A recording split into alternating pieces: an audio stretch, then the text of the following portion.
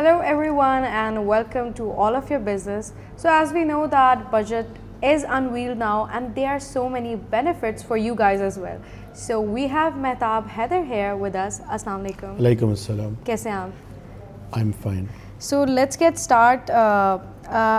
My first question is, how does the budget 2026-2027 provide tax relief and incentives for salaried individual exporters, IT service and the real estate sector?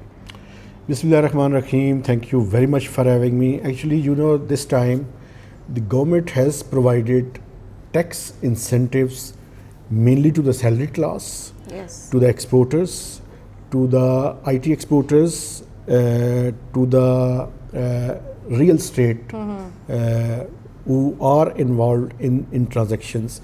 For instance, for the salaried class, the government has provided tax incentives to the lower income slabs from 0.6 million to 1.2 million in the last budget.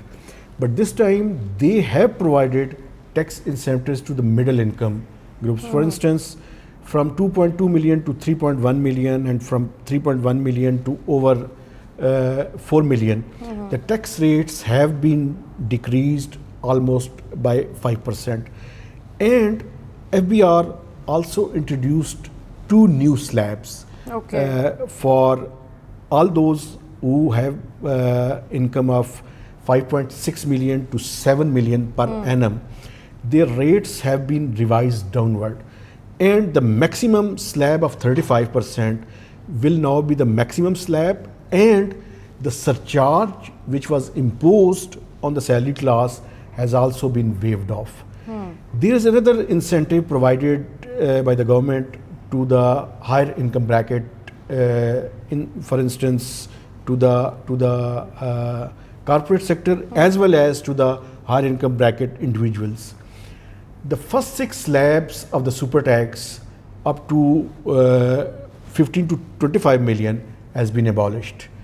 And if anyone is earning more than 50 million, his tax rate, super tax rate has been brought down from 10% to 8%. Okay. So this is for the corporate and higher income brackets. For exporters, there was a tax of 2%. So it has been reduced by 1.25%. So there is a tax incentive of 0.75% for the exporters. And for the real estate, Yes. the major transactional taxes on sale and purchase of property has been provided. There were different slabs for the sellers up to 50 million and above the 50 million. So there were different rates up to for the filers from up to the 5.5%. Now it has been reduced.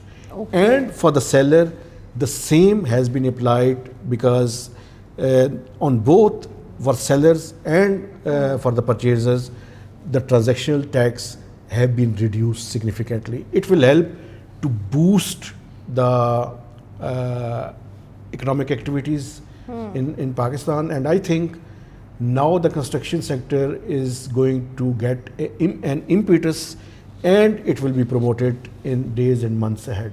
Okay. So what exemptions and relief measures have been announced for electric vehicle, agriculture machinery, healthcare imports and strategic sectors in the new budget? Actually, the tax exemptions have been provided to the this agriculture sector, especially because there are latest machines acquired to be imported into Pakistan, especially the harvesters, tractors and other agriculture related equipments.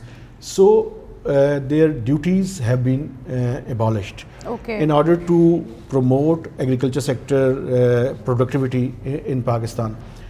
The government has also incentivized the shipping sector, because after this recent conflict in the Middle East, Yes. we have witnessed that there is a lot of potential for the shipping sector in Pakistan.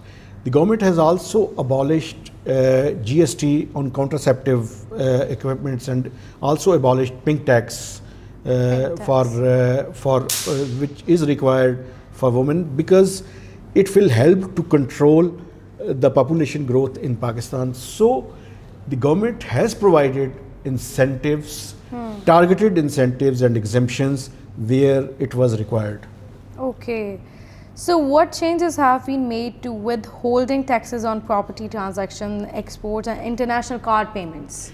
Yes, the government has reduced and abolished the tax rate on international payments through debit and credit card. Okay. Because it will help the middle income class to pay their different obligations, especially the students.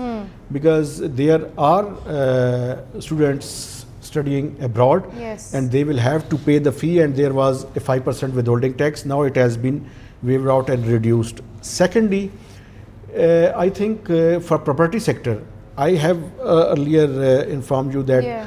both 236C and 236K of income tax ordinance, their rates have been slashed significantly, and it will help to reduce the transactional cost of retail sector, because it was essential. Because earlier FBR also reduced its valuation tables for different cities, and now collectively it will promote the construction sector in Pakistan. Okay, so what are the government's revenue collection, inflation growth and fiscal deficit targets for upcoming fiscal year?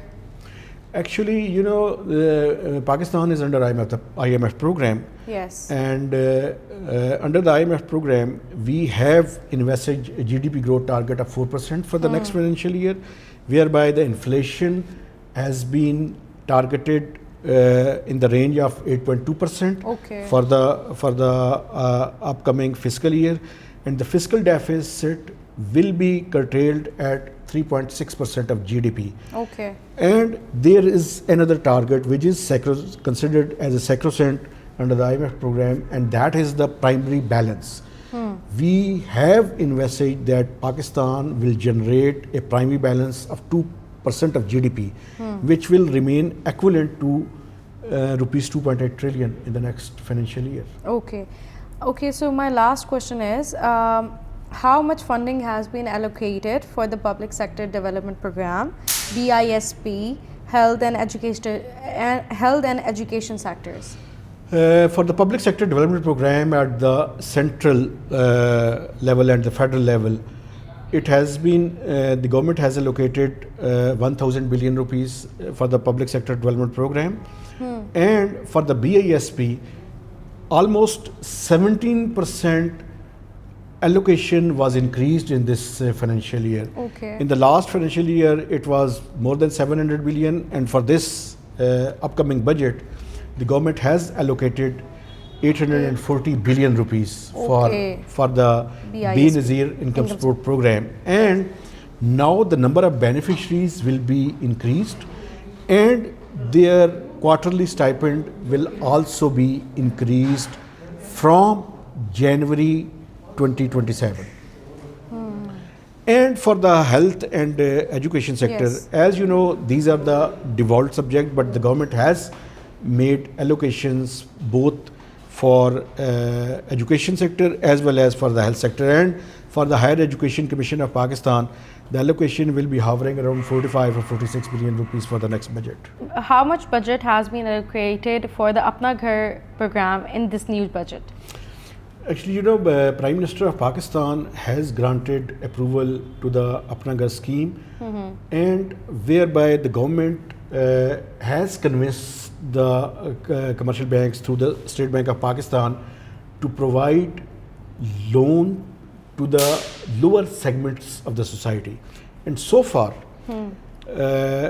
different banks have granted approval to the rupees 90 billion, out of which 11 billion have already been disbursed to the customers. Okay. And people have started constructing their houses.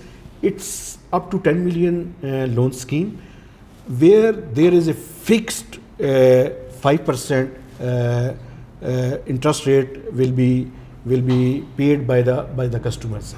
And the government has provided subsidy in this upcoming budget for providing affordable houses to the lower segment and lower strata of the society.